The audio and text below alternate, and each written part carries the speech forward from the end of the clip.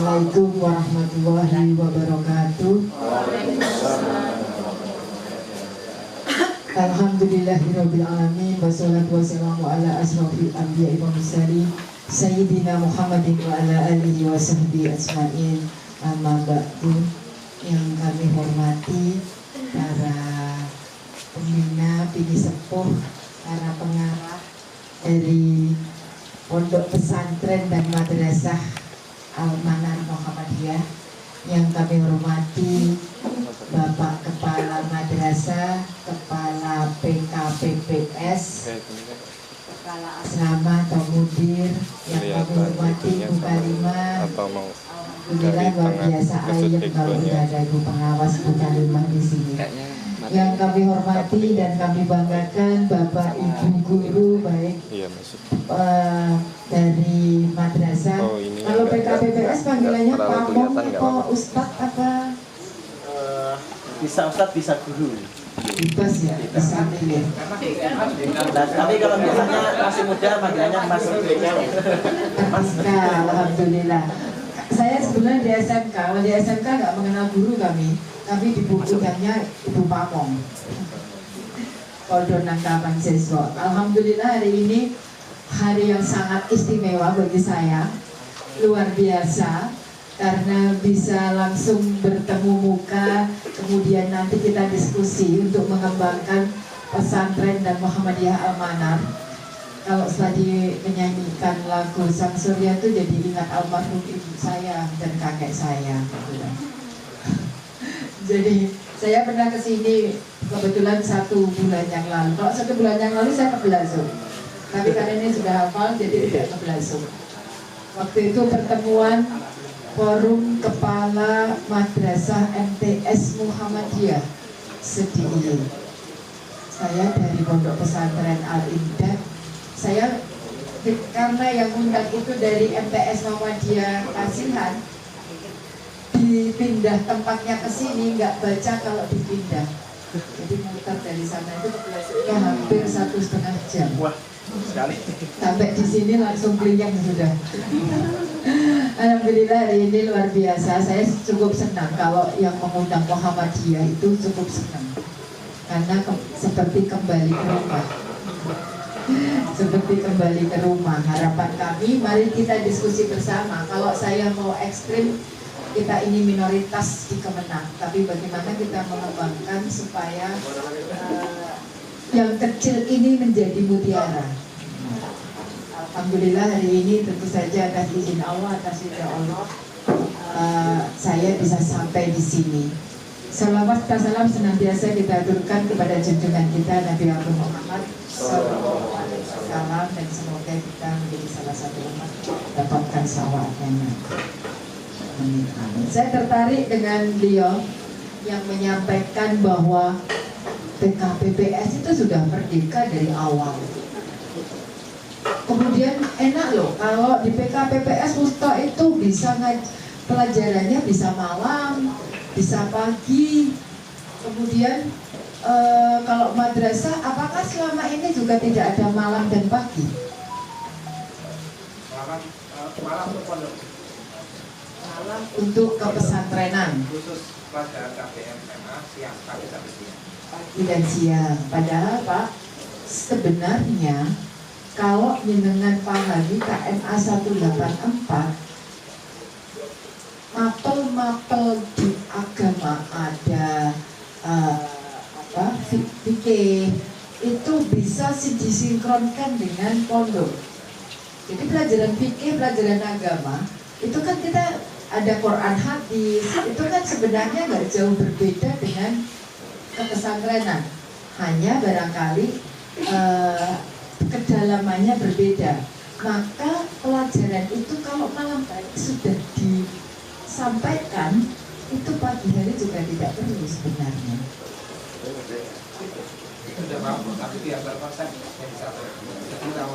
Biar terkonsep jadi satu. Nah, ini karena keluhannya kalau kemudian madrasah di pondok full dengan jam kerja itu mereka kadang lebih, makanya tadi tuh ya, oh ya anak saya nang ono sik nang masjid, ono sik nang pinggir kulah. Nah, kalau minta tadi teko Ustaz. Nah, ada hal yang menarik. Beberapa waktu yang lalu saya berkunjung di salah satu pondok pesantren di Jawa Timur. Saya baru menyadari benar ya. Kita ini kan kalau guru selalu bilang pupung esok iki fresh pelajaran iki sik matematika. Yang pokoknya sik nganggo mikir itu pagi ini apa boten. Padahal nek nang pondok itu ngantuk-ngantuk. Jadi maka di pondok itu kemudian kalau pagi itu yang ringan-ringan, nyanyi, seni. Kemudian biar mereka tergugah, baru jam 9 itu mereka on. Karena menurut psikologi pendidikan, on produktif anak itu jam 9 sampai jam 12. Gitu. Jadi sering kita kebalik pagi, semua itu fresh. Itu tergantung kondisinya. Kurikulum Merdeka ini sangat menyesuaikan dengan karakter madrasah, karakter pondok pesantren, karakter siswa. Jadi Bapak Ibu lebih bisa mengelola sesuai dengan kebutuhan. Tadi kan sudah disampaikan, alhamdulillah ini sebenarnya sudah merdeka banget Ma'al-Manar itu. Karena apa? Karakter ini menjadi utama. Nah, ini yang dimaksud di kurikulum Merdeka, ini yang dibangun karakternya dulu, memahami karakternya dulu. Enak ya kalau di KPPR bisa merdeka. Memang saya ini punya anak yang satu di sekolah formal, yang satu tidak formal. Anak saya yang kedua ini awalnya di pondok, tapi kemudian karena sakit tidak memungkinkan melanjutkan. Kemudian saya tarik ke rumah karena dokternya waktu itu sudah di ICU, sudah mengatakan pilihannya hanya dua, Bu. Masih kepengen di pondok dengan kondisi yang saya tidak menjamin kesehatan bahkan nyawanya, kan udah masuk ICU, Pak. Atau mau menyelamatkan anak, hanya saya menyelamatkan anak. Kemudian anak saya homeschooling. Jadi saya menghadapi dua anak. Homeschooling kan sama dengan KPPS ya. Waktunya ditentukan sendiri, bahkan anak saya itu gurunya tentukan sendiri, tetapi di bawah naungan salah satu lembaga. Saya milih lembaga yang betul-betul bagus. Kemudian saya undang ustadz sendiri, untuk agama ustadz sendiri, untuk bahasa Jawa diajari simbahnya sendiri, yang kasih nilai simbahnya. Karena lebih pada implementatif. Kemudian agama diajari keluarga sendiri, entah keluarga saya, pokoknya diajarin ketika ulangan ya kita buatkan tes sehari-hari, karakter dilihat. Ini saya ingin menyampaikan kemerdekaan sebelum kita masuk dalam kurikulum merdeka. Jadi sebenarnya apa sih hakikatnya kurikulum merdeka itu? Nah, kemudian anak saya olahraga ikut HW di tempatnya Pak Sobri almarhum itu, yang menilai beliau juga untuk olahraga. Kemudian ikut bulu tangkis. Jadi akhirnya ketika dia non formal, dia akan mengikuti sesuai dengan bakat minat yang ia punyai. Bakat minat yang ia punyai. 5 tahun di homeschooling, kemudian 1 tahun terakhir anak saya kepengen mencoba ujian di sekolah umum. Maka saya ujiankan di sekolah umum, alhamdulillah lulus. Dan ini saya mengatakan tidak ada bedanya sebenarnya ketika non formal dengan sekolah formal, tergantung pada manajemen atau pengorganisasian pembelajaran. Dan pengorganisasian pembelajaran itu nanti ada di KOM.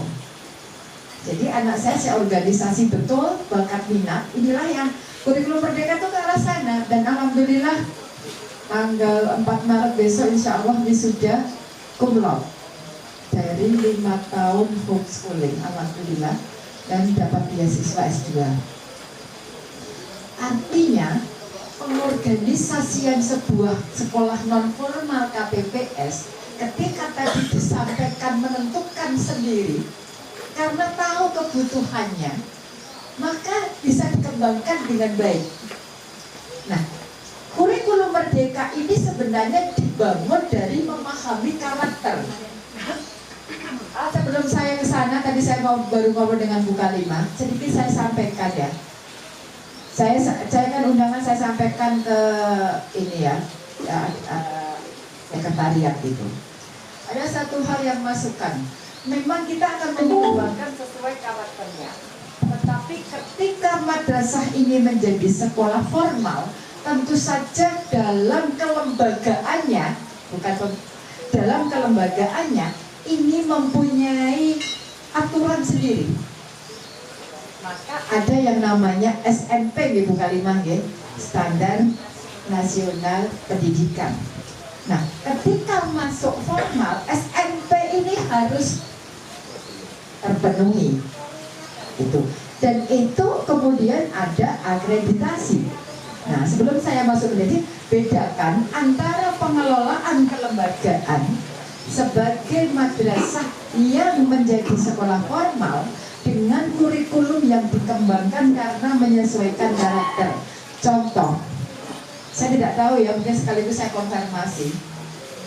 Apakah benar madrasah aliyah, saya karena belum pernah ya, madrasah aliyah Al-Manar ini sebagian kelasnya berada di pondok pesantren.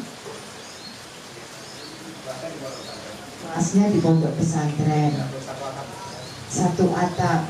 Nah, izinnya izin pondok pesantren atau izin madrasah? Kalau izinnya di madrasah sudah punya. Nah, ini yang kemudian kemarin jujur ini terbuka dengan kita sendiri ya, itu dipertanyakan karena tidak bisa ketika madrasah berdiri ini pondok pesantren kemudian diinput seperti itu. Ya, barangkali nanti kalau akreditasi nanti yang agak ribet ya, Bu Kalimah. Jadi apakah kemarin juga mengajukan pengajuan tambah ya? Iya, karena ada kode masa ini semua yang malam ini. Jadi kemungkinan kita sesuanya nambah banyak. Nah, kemudian kelasnya berada di mana? Kelasnya nanti diketahui. Jadi dulu datang ke sana. Ini yang ditanyakan. Nah, kemudian ketika datang ke sana, itu lembaga itu nggak bisa dikatakan ini, kecuali jenengan ini ada MOU penyerahan atau sewa atau bagaimana. Nggak bisa ketika datang ke madrasah sana kemudian diakui itu Al-Manar. Apakah apalagi itu nanti jangan-jangan di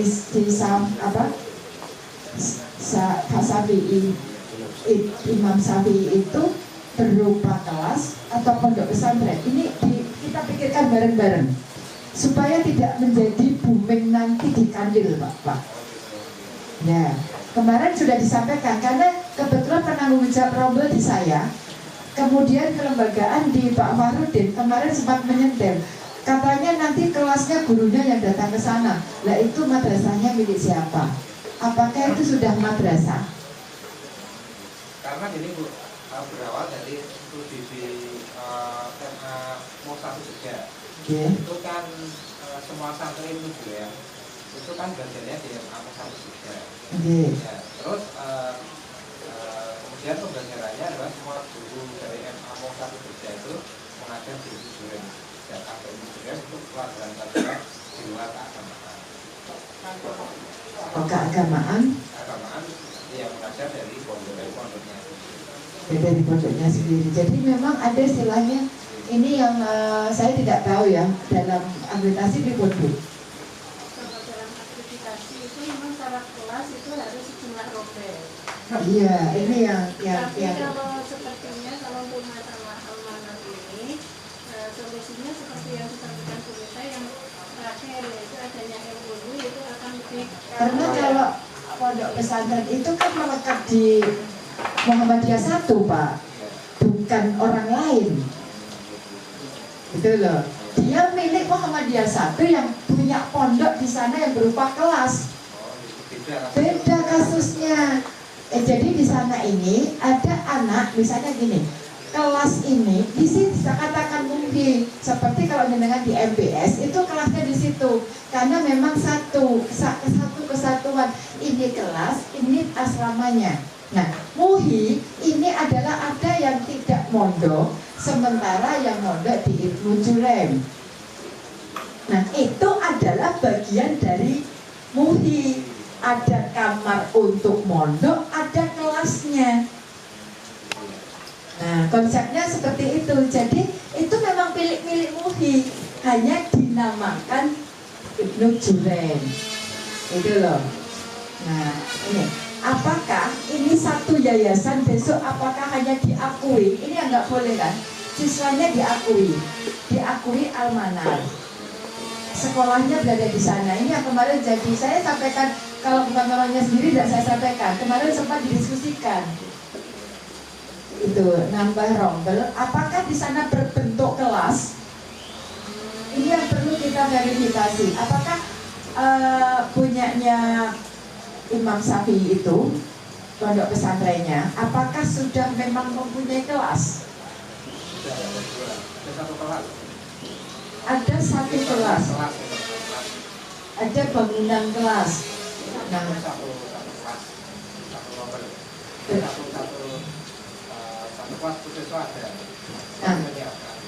itu akan menjadi kelas bawah filial.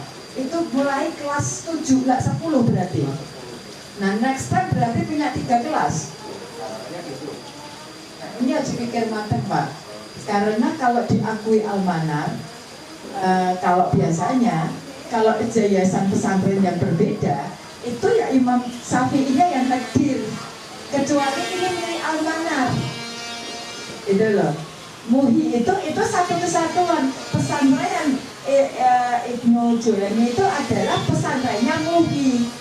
Jadi anak MUHI yang mondok itu di sana. Gitu loh.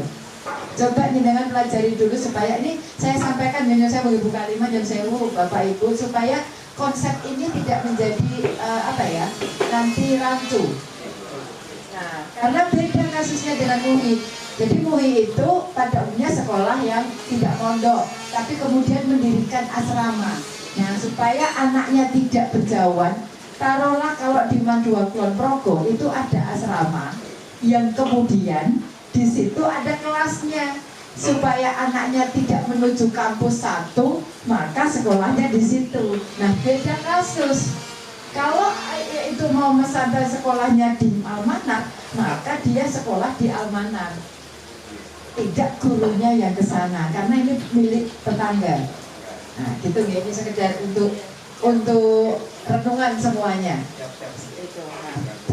Nah, Bapak Ibu yang kami hormati, kurikulum Merdeka ini pada dasarnya memahami karakter, dan Al-Manar sudah disampaikan tadi, karakternya sudah dipahami betul. Bagaimana dari segi latar belakang, bagaimana kehidupannya, bagaimana kognitifnya, maka yang dibangun adalah karakter. Inilah kurikulum Merdeka, karena nanti pengorganisasian pembelajaran ini harus dipahami karakter yang berbeda-beda. Satu level ada berapa kelas?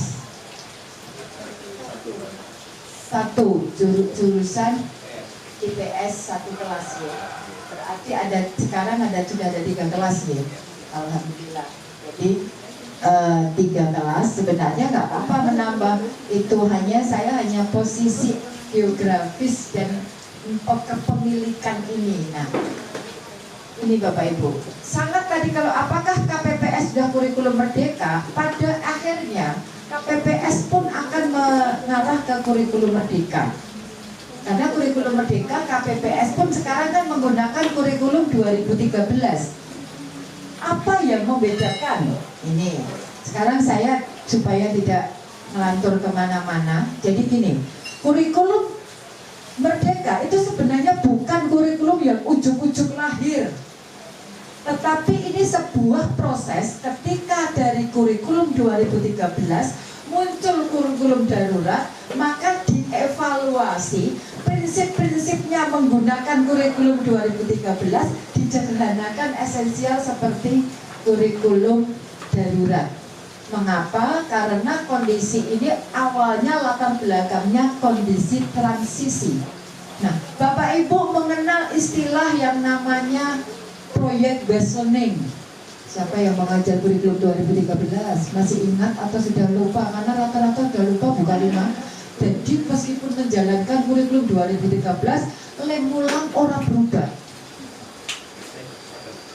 Jadi maksud saya Bapak Ibu, jangan sibuk memperbarui administrasi, jangan sibuk garap administrasi, komsjok diri apik, CP membuat modul ajar, neng lemulang nggak berubah. Karena tidak ada maknanya ketika kurikulum berganti apapun, tapi esensi dari kurikulum ini tidak tersampaikan. Yang memahami adalah siswanya.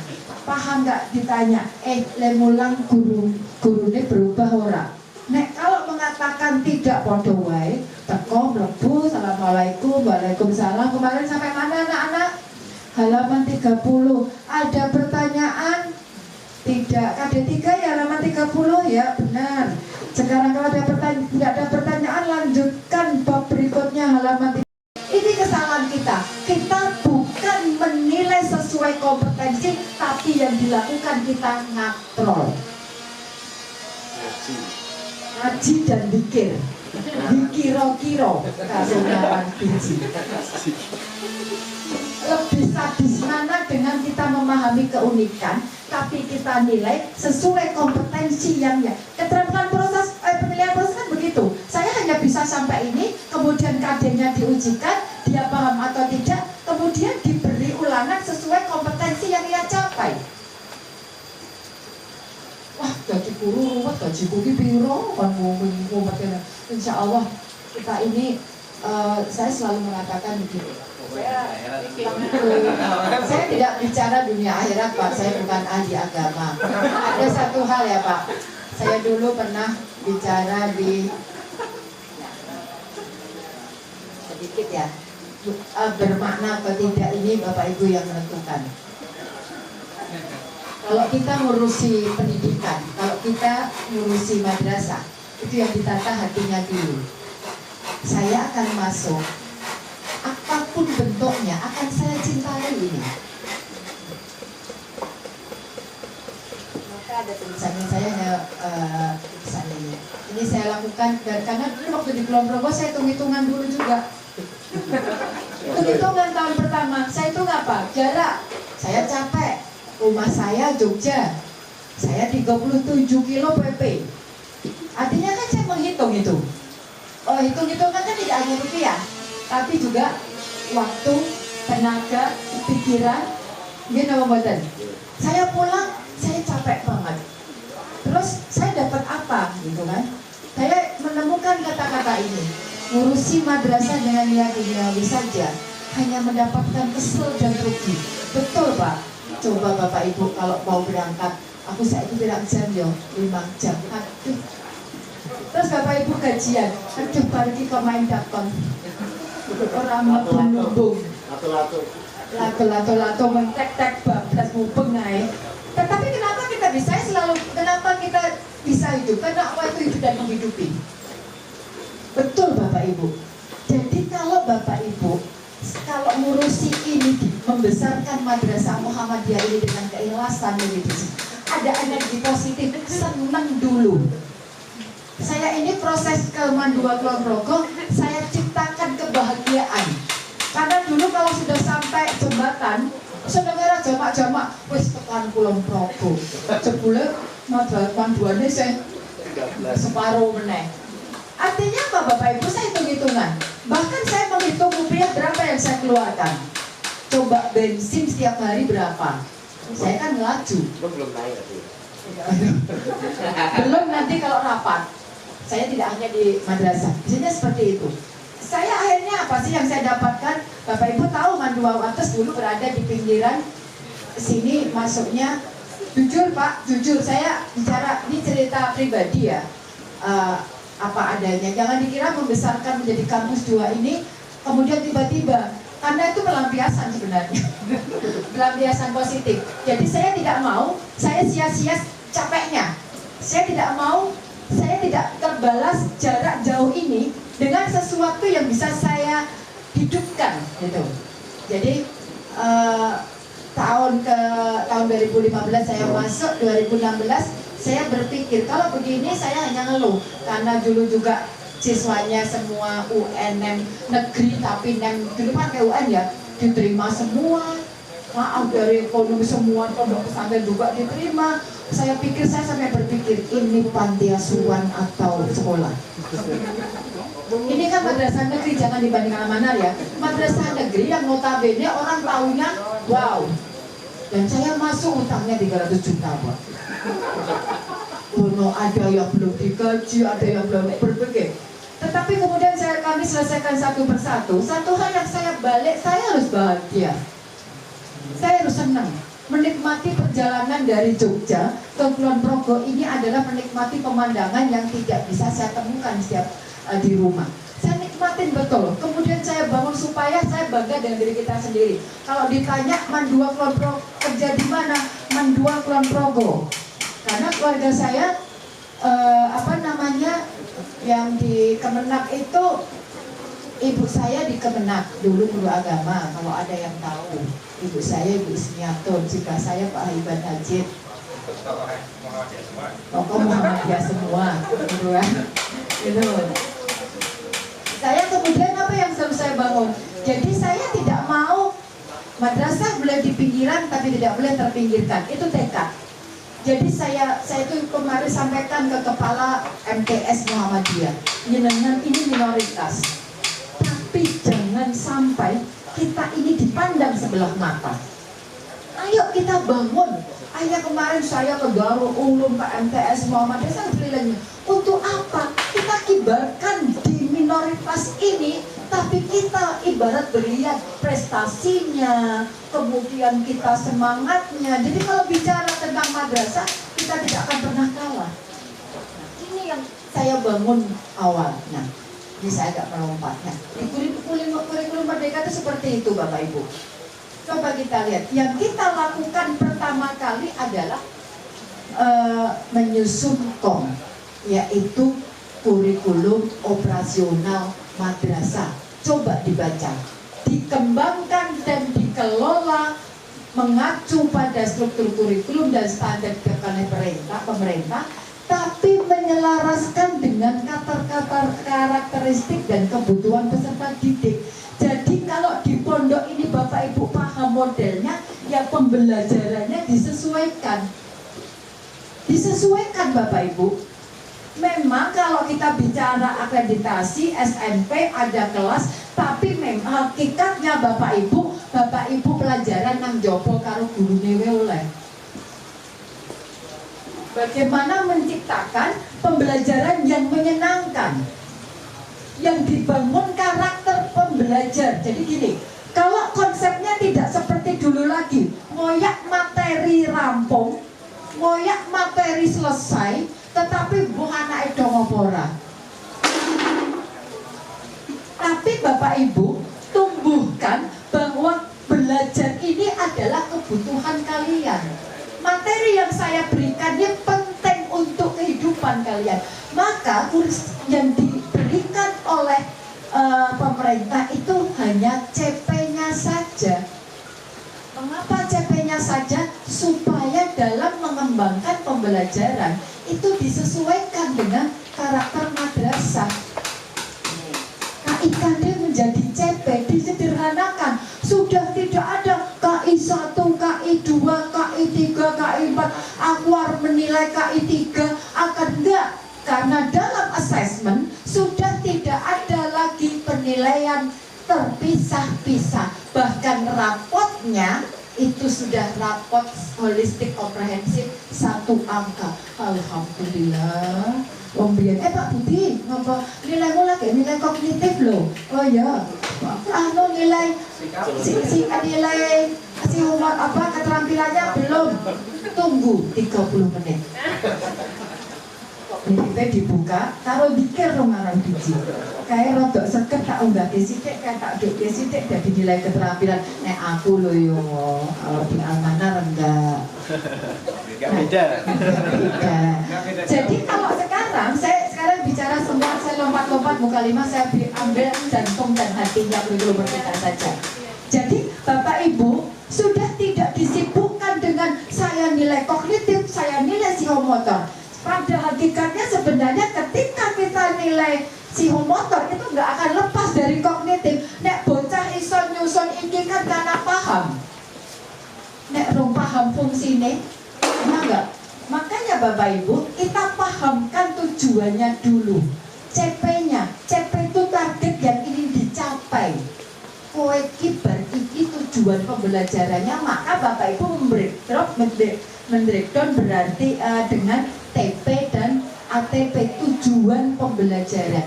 Mencapai tujuannya ini caranya piye? Contoh begini, Bapak Ibu, hari ini kita akan ke Masjid Besar Kauman. Wah, CP-nya adalah ke Masjid Besar Kauman, pokoknya bocah tekan kono. Kemudian kita tentukan tujuannya, kita lihat karakternya. Oh nek mbon aku ki kan mubalek. Tujuannya nang kono ben iso piye dakwah di daerah kota, belajar daerah sana. Tujuannya begitu. Kemudian itu yang menentukan Bapak Ibu. Kemudian tentukan untuk mencapai tujuan itu saya akan apa saja. Bapak Ibu tuh kalau masak ibarat chef. Misalnya saya selalu mencontohkan karena di mana-mana ada yang namanya rendang. Pemerintah itu hanya menetapkan rendang daging, capaiannya itu. Tapi kan resepnya kemudian TP, ini kan akan menentukan sesuai dengan karakter. Kalau kita Jogja, itu kan mesti tuh TP-nya terus rendang daging pedas manis. Nek sik gawe madrasah Jawa Timur rendang daging asin pedas.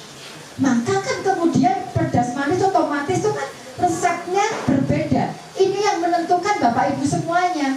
Terus alurnya, cara masak enak piye supaya mendapatkan rendang daging. Tapi CP-nya cukup sederhana. Nah, ini bisa dikondisikan tergantung Bapak Ibu.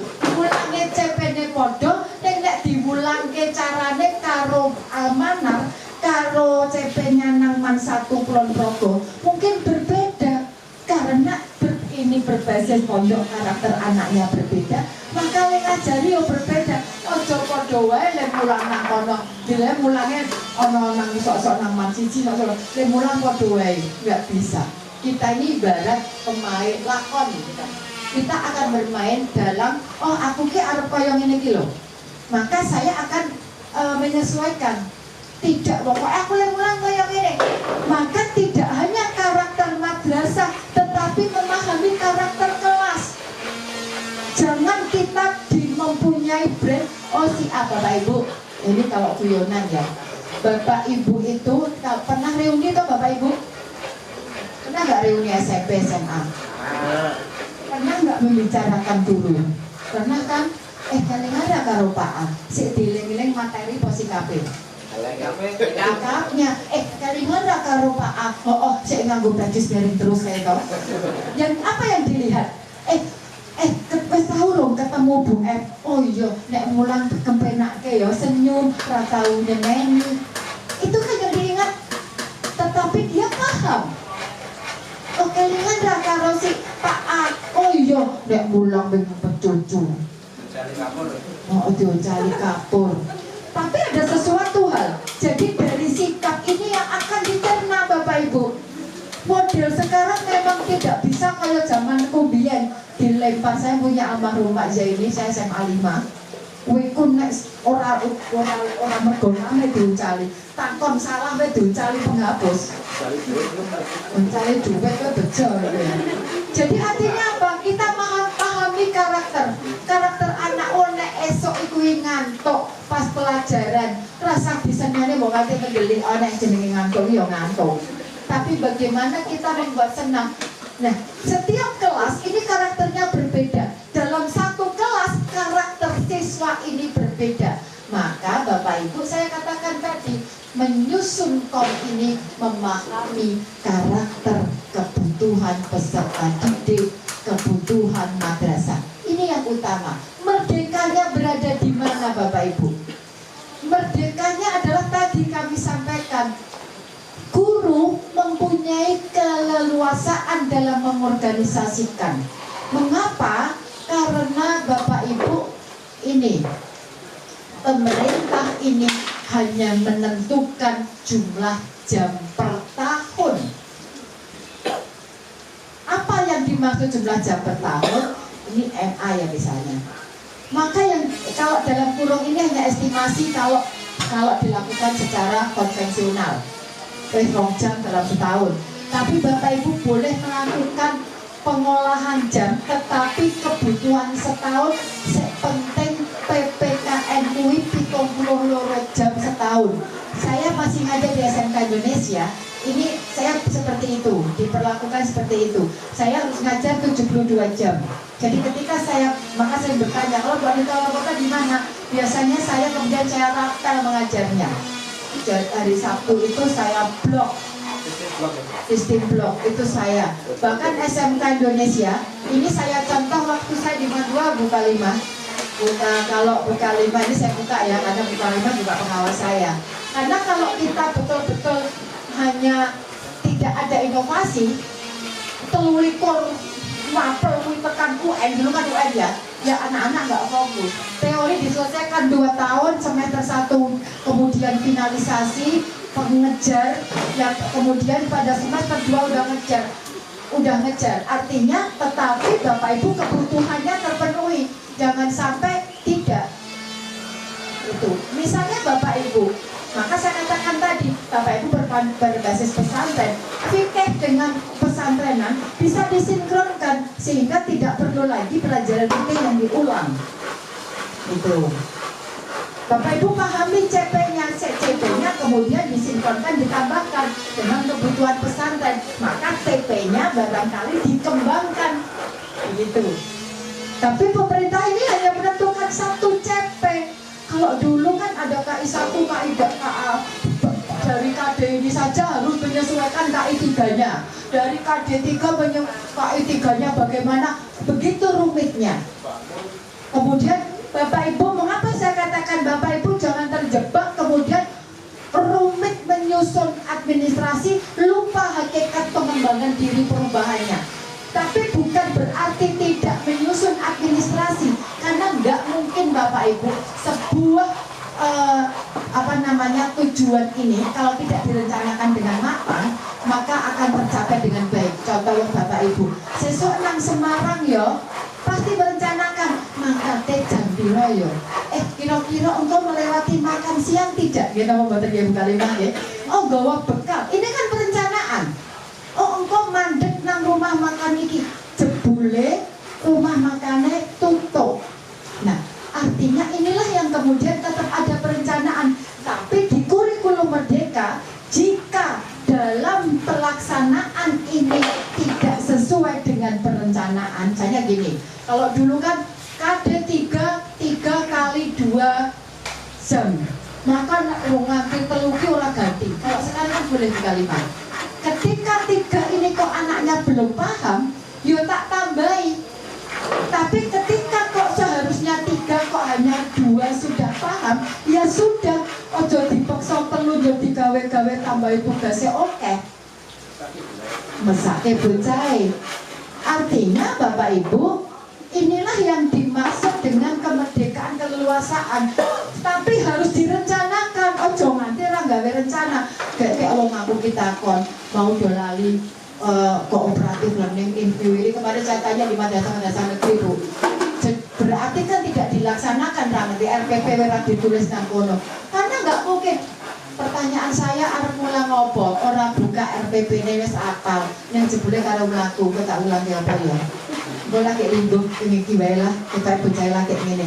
Itu boleh, tetapi kita dasarnya akan mengajarkan apa dengan sistem apa, dan jangan lupa kita memahami. Bapak Ibu kalau ingin bertanya langsung bertanya ya, karena nanti saya close. Kebetulan hari ini ada 4 agenda, jadi saya memang 10.20, saya jam 11 itu sebenarnya ada Adiman 1, jam 1 di MTS 4 Sleman. Dan tapi saya sebenarnya ngajar di Tanah Oke.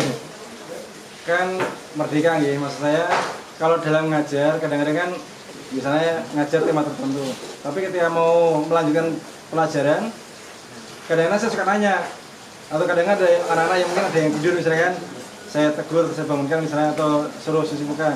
atau ada anak-anak yang misalnya saya melihat dia bercanda, misalnya saya tegur, terus saya tanya, nah di antara yang saya tanya itu kadang-kadang nggak ngerti, nggak paham, atau kadang ada anak yang aktif bertanya, ketika saya tanya yang lain dia nggak paham. Yang saya tanyakan tuh kalau misalnya dalam kita ingin melanjutkan pelajaran, kemudian kita menunda melanjutkan, ingin memberikan paham pada anak yang belum paham, ternyata dia nggak paham, kemarin tadi bilangnya paham, ternyata nggak paham. Itu saya sering melakukan seperti itu. Saya bilang ke yang lain, jangan buru-buru ya sebenarnya, biar ini paham dulu, saya bilang seperti itu. Ya, itulah kurikulum merdeka.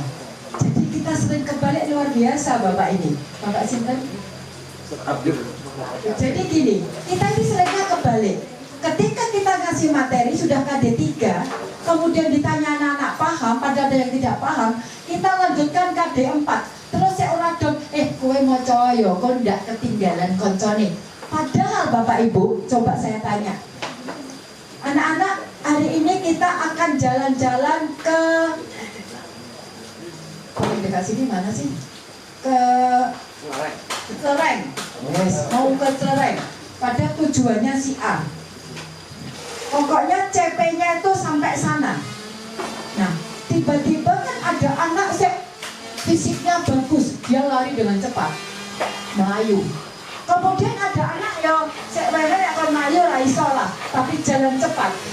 Kemudian ada yang jalan santai, ada yang jalannya agak diseret karena dia kakinya sakit. Yang didampingi yang mana? Yang keseo. Dalam pembelajaran juga begitu. Ketika dia sudah cepat, berarti dia sudah mandiri. Tapi Pak, bukan berarti kemudian menengosek ya aku tak ngajari. Anak suruh membaca CP, TP selanjutnya. Dalam satu CP itu kan ada TP1, TP2, TP3 misalnya begitu. Nah, kamu baca selanjutnya ya biar nanti cepat. Maka kalau di madrasah juga ada sistem SKS sebenarnya. Ketika anak itu lebih cepat dalam mencapai, dia bisa SKS. Nah, kalau kita yang penting anak ini kemudian makanya dulu ada yang namanya remedi, ada yang namanya pengayaan. Pengayaan ini sering tidak dimanfaatkan. Padahal tadi anak yang pintar, wes kowe tak nih soal CKD selanjutnya. Atau ini kalau kurikulum merdeka, kowe iso pora. Dia juga lari. Tapi biasanya guru wes iki tak jelasin iki dhek kon meneng ae tidak ngobrol. Padahal itu dikasih pengayaan. Atau kita kasih kowe maca selanjutnya ben kowe cepet. Kalau kamu cepet nggak rugi kok. Saya tak dampingi yang ini. Jadi pelajaran ini tetap berlanjut, yang ini jadi kita akan klasikal dan ini sudah luar biasa Pak. Memang itu kurikulum merdeka itu. Tapi saya baru tahu merdeka baru kemarin istilah kurikulum merdeka. Iya, tapi kan sebenarnya kurikulum merdeka ini banyak yang sudah melaksanakan, hanya belum dikemas. Kurikulum merdeka itu kan berdasarkan evaluasi. Maka dikatakan ini tetap ada perencanaan, meskipun perencanaan disusun secara sederhana sesuai dengan karakter. Orang misalnya CP-nya ke kemudian kudu kaya ngono kuwi. Pokoke kudu pedes banget rendangnya. Padahal anak-anak ini nggak doyan pedes. Maka kan resepnya dikurangi. Oh, lomboknya dikurangi gitu. Salah satu bentuk perencanaan bisa berupa RPP. Nah, ini pelaksanaan. Nah, ini saya katakan tadi. Dalam pelaksanaan pembelajaran, ini ada perbedaan individual, memperhatikan 4 tipe, ada auditori dan sampaikan tadi ada visual. Supaya apa? Di pondok itu kan macam-macam. Ono sik tadi seneng ya kon mlayu, kon tukang sabar dadi tukang wae kok bubuk. Kita kasih bekal itu, tapi lek hitung-hitungan matematika iki dislempetke. Nek kowe pinter matematika le, nek ngukur nek tukang kayu ngene iki nganggo rumus iki esuk hasilnya apik. Nek memang kok kira-kira rugaruan apik. STM iki lho, jurusan bangunan. Kowe lak yo bagian ngitung-ngitung, kowe lak yo teknis pinter banget. Esok dadi yo aja dadi tukange, tapi sesuk kowe dadi ahline sing desain. Nah, jadi artinya kita mengarahkan bakat minat. Bahkan kita ini melayani perbedaan yang berkebutuhan khusus. Saya mau tanya lagi dulu. Ya. Itu kan ada dampaknya ya. Di akhir tahun pelajaran, saya sering berpikir ini mungkin misalnya 12 bab. Jangan-jangan bab 11 dan bab 12 tidak tercapai itu, tidak diajarkan karena tadi kadang-kadang suka mengulang, kalau ada yang belum paham saya suka bikin biar yakin dia ngerti gitu. Nah, maka ada yang namanya sekarang bukan kelas tetapi fase, yang bukan 5 fase. Ketika ini ada CP yang belum tercapai di berikutnya, contohnya SMP. Mengapa SMP, MTS kelas 3 dengan SMA kelas 1 itu satu fase? Karena ini masa peralihan. Jadi ketika nanti 10-11 KD tidak tercapai, dia akan diulang di tingkat berikutnya, Pak. Dipahamkan. Toh nyun sewu sehingga ulangan kita yang tahu ketercapaiannya. Enggak apa-apa. Besok pada KD selanjutnya diulang pada. Nah nanti kalau pada kemarin saya teman-teman nanti kalau ASPD, nah kalau ASPD Pak itu kan soalnya tentang literasi dan paham. Nyun sewu dipahamkan dalam waktu semester 2 untuk mencapai itu bisa. Tapi ini kan kurikulum merdeka dari kelas 1 2 tahun dibangun bahwa ini saya yang butuh karakter memahami secara positif. Ini yang penting karena Bapak Ibu nanti ada yang namanya proyek. Saya buka sedikit mungkin supaya ini udah waktunya habis 5 menit lagi ya. Sebenarnya di kurikulum merdeka Bapak Ibu, di kurikulum merdeka ini kita akan memahami adanya yang dibangun di Kemenak itu rahmatan lil alamin. Dikbud ini adalah profil pelajar Pancasila, ini dipahami. Apa yang membedakan dengan Dikbud? Kalau Dikbud hanya berhenti di ini, dimensi yang di breakdown menjadi elemen, kemudian sub elemen. Nanti saya berikan contohnya.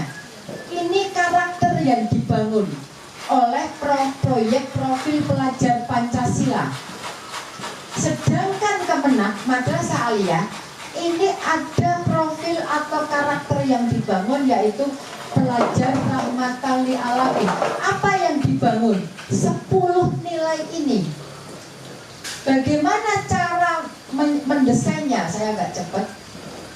Nah, ini Bapak Ibu, kalau profil pelajar Pancasila, proyeknya kita mengenal istilah dimensi, elemen, subelemen. Jadi kalau kita mau membangun dimensi ini, elemen apa? Jadi nggak mungkin akan satu proyek lagi KB. Pasti akan memilih 2, 1 atau 2 diantaranya. Allah beragama pun subelemennya apa yang akan dibangun, sehingga nanti proyeknya lebih mengerucut. Gitu. Nah, kalau rahmatan lil alamin ini yang dibangun nilai, dari nilai itu ada subnilainya. Jadi ini sebenarnya subnilainya ini yang akan dibangun. Ini nilainya, ini subnilainya. Saya berikan contohnya.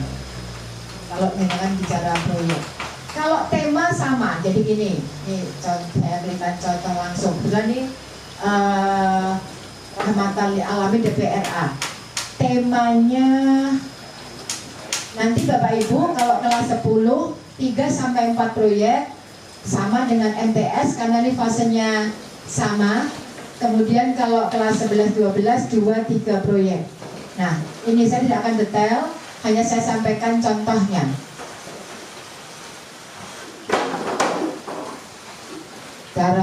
Cara melihat ini membangun modulnya. Jadi menentukan temanya. Misalnya tema kewirausahaan. Ini butuh waktu sendiri kalau proyek. Misalnya 85 jam. Ini profil P5-nya tadi kan ada dimensi, gimana buatan? Ini dimensi yang dibangun. Dari iman dan takwa yang dibangun elemennya adalah akhlak terhadap alam. Dimensi kreatif, elemennya yang dibangun menghasilkan karya.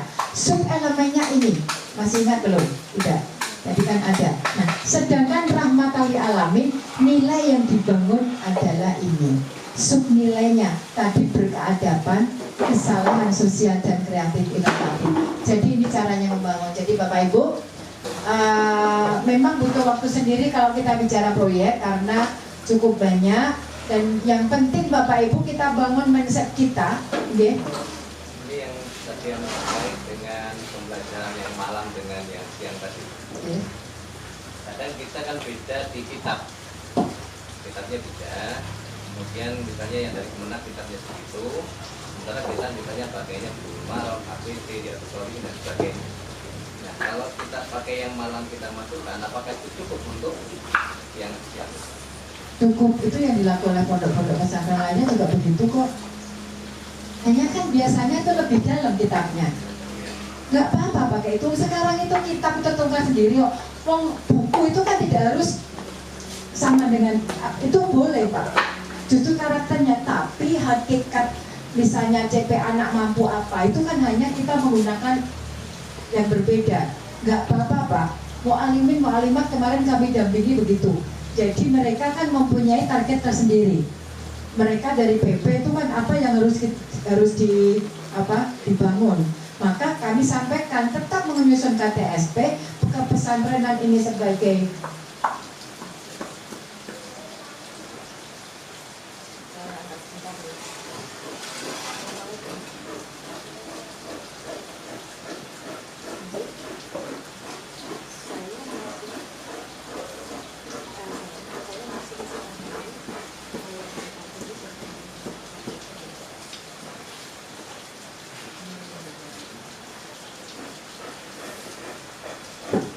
sebenarnya boleh saja Pak, tapi kan itu lebih dalam. Buku itu kan sekarang tidak harus buku A ya Pak ya Bu ya.